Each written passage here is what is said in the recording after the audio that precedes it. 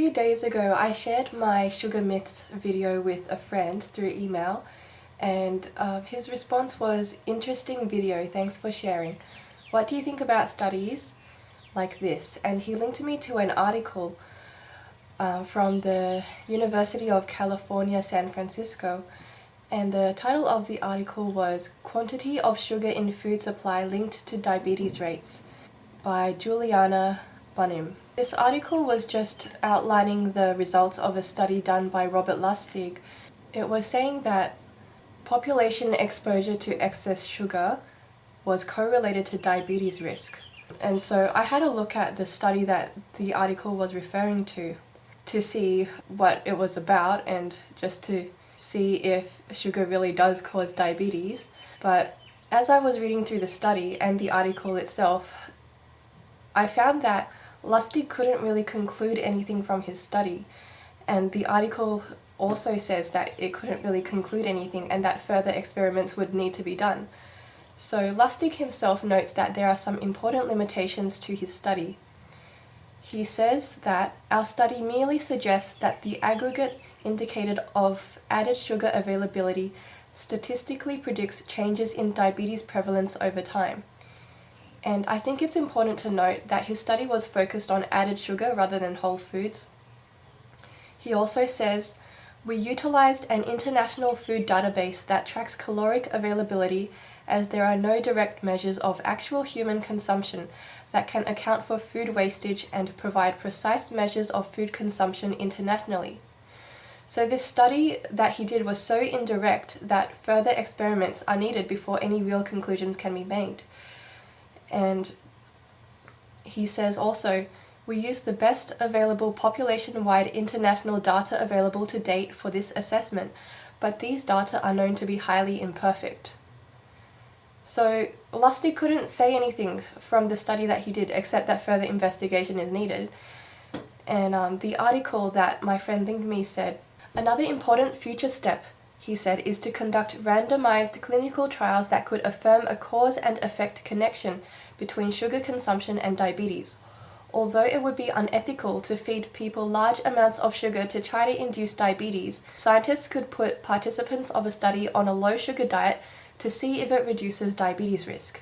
This article fails to mention that there have already been experiments done where people are fed large amounts of carbohydrate to see what would happen with their diabetes condition. And in the video that I made about diabetes, I already showed cases where diabetes was reversed. But here's another study anyway. This study is called "Improved Glucose Tolerance with High Carbohydrate Feeding in Mild Diabetes." The abstract says, "To evaluate the effect of increased dietary carbohydrate in diabetes mellitus, glucose and immunoreactive insulin levels were measured in normal persons and subjects with mild diabetes maintained on basal 45% carbohydrate and high carbohydrate 85% carbohydrate diets." The conclusion from this study was that these data suggest that the high carbohydrate diet increased the sensitivity of peripheral tissues to insulin.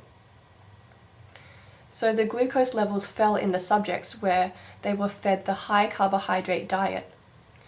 And I found out this study through the McDougall website in one of his newsletters, so I'll put the link in the description box below if you want to check that out.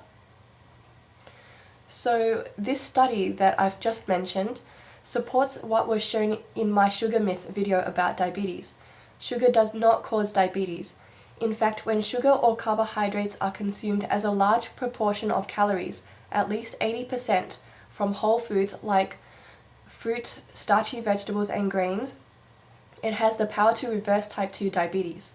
This is because the fat intake is low, so people don't become insulin resistant, and the sugar can go straight to the cell without interference from excess fat.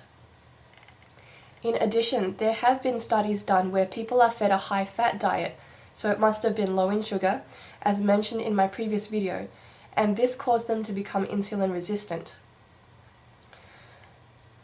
I don't know too much about Robert Lustig except that he did a speech called the Sugar, the Bitter Truth, and I've read a little bit about him.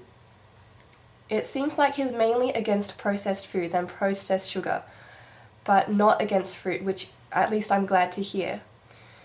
But the thing about Robert Lustig is that he claims to be a weight loss guru and he sells this book, but he himself is pretty overweight. And if his own diet is the one that he promotes, then that's probably why. Now compare him to Dr. Neil Barnard, who promotes the high-carb, low-fat, whole foods plant-based diet. Dr. Neil Barnard practices what he preaches, and his patients actually get better. If you limit your carbohydrate intake, you are depriving your cells which run on glucose. Your body can get its calories from carbohydrates, protein, or fat. If you go on a low-carb diet, you will need to get your calories from either fat or protein to survive.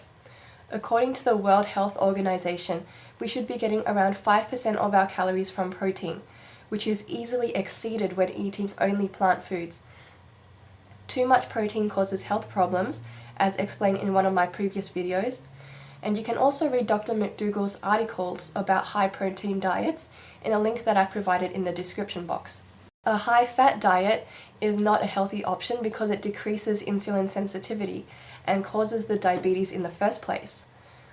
So high-carb plant foods such as fruit, grains, and starchy vegetables already provide around 5 to 10% of calories from protein. So that leaves us with one option for optimum health. To prevent and reverse diabetes, as well as obesity and other diet-related illnesses, a whole foods plant-based diet is the most effective.